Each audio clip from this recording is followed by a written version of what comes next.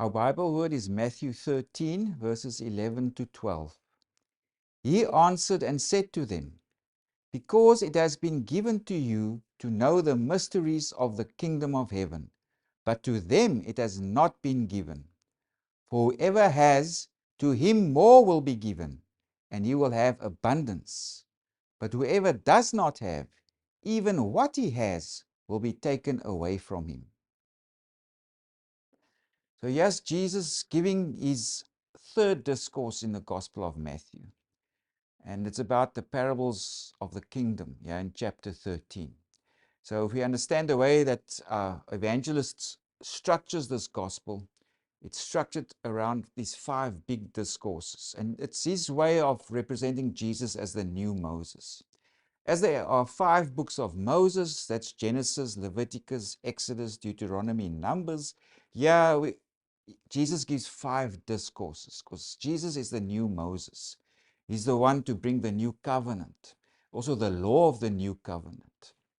So if we look at those 5 discourses, the first is the Sermon on the Mount, then there's the commissioning of the 12, there's the parables of the kingdom, and then there's also rules for church life and discipline, and then also the Olivet discourse. So we are here in discourse number 3, where Jesus gives these parables of the kingdom. And also we're also in a part of the gospel where there's this growing rejection of Jesus by the scribes, the Pharisees, and also other people of Israel, but also an increasing acceptance by his disciples, especially that middle section of the gospel. It's from chapters 11 to 20. And so this theme of rejection becomes stronger and stronger. If you look at the previous chapter, chapter 12, there in verse 38, the scribes and Pharisees, they ask for a sign. And then also again even before that, in verses 24, they accuse Jesus of casting out demons by the power of Beelzebub. And so they fail or refuse to recognize in Jesus or the significance of Jesus. There's this growing opposition towards Jesus. And now the parables of the kingdom also fits into that theme of there's those who reject Jesus, they don't want to see significance, but there's also those who have opened themselves to Jesus. And this is more and more so his disciples who's beginning to understand Jesus more and more. If you look at chapter 13, there are actually 3 major units. The first is from verses 3 to 23. That's the beginning and ending of the parable of the sower. And then from verses 24 to 43, that's the beginning and ending with the parable of the tares. And then verses 44 to 52 is the beginning and where it begins and ends with the imagery of treasure. So our focus here is on that first unit. It's where it begins and ends with the parable of the sower. So Jesus, he went out to the sea, he climbed into a boat, and people gathered around him as the teacher. Again, he sat down, the typical posture for a teacher. Remember also the Sermon on the Mount, where Jesus inaugurated the teaching of the new covenant. There also sat down. So here's Jesus again, the teacher. And yes, in chapter 13, he gives all these parables of the kingdom. And also the main thing here is to do God's will. If the previous chapter, it ends there where Jesus says, "For whoever does the will of my Father in heaven is my brother and sister and mother." So what's the will of God or the will of the Father? And Jesus teaches here also in parables that to discern or distinguish between those who understand his significance and those who refuse to do so. So Jesus, as we will see, he will use parables to demonstrate there are those who have insight and those who experience Jesus' ministry and they realize its significance. So there are those who have insight and they realize the significance of Jesus' ministry.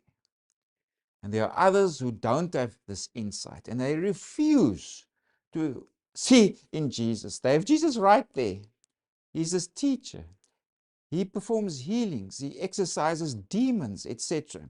But they refuse to to recognize the significance of what Jesus is doing. Now, Jesus, by parables, he also wants to explain this difference or this distinction between these two groups. So Jesus begins his discourse here by giving this parable of the sower, where the seeds falls on different types of ground and it produces different yields. And now the immediate textual unit is why does Jesus speaks with parables to the crowds? And that's from verses 10 to 17. If we go to verse 10, it says, "And the disciples came and said to him, 'Why do you speak to them in parables?'" And now we come to our Bible word. "He answered and said to them, 'Because it has been given to you to know the mysteries of the kingdom of heaven, but to them it has not been given. Whoever has, to him more will be given, and he will have abundance. But whoever does not have, even what he has will be taken away from him.'" So Jesus is saying here, with the parables, those who recognize Jesus and the significance of his ministry, they will be given more understanding. The parables that Jesus speaks here, for them it will have value, because it will give them more understanding, because they're open to Jesus and they recognize his significance. But also, through the same parables, those who are hardened, who refuse to recognize Jesus, for them it will just cause more confusion, and these parables of Jesus will have no effect on them. It will be of no value to them. And this is a way to distinguish between those who follow the will of the Father, that is to recognize Jesus and believe in him, and those who don't do the will of the Father. It's those who have become hard and closed off to Jesus. They reject him. They don't want to listen to him. So yeah, it's a positive affirmation of the disciples. To you it has been given. In other words, the Father has given you the ability to have insight, to have understanding, to recognize in Jesus the significance of his ministry, what's going on here. And in contrast to them, it's those who don't have that ability. And then Jesus goes on and also affirms in a different way this distinction between those who have insight and those who don't. If we go to verses 13, Jesus says there, "Therefore I speak to them in parables, because seeing they do not see, and hearing they do not hear, nor do they understand."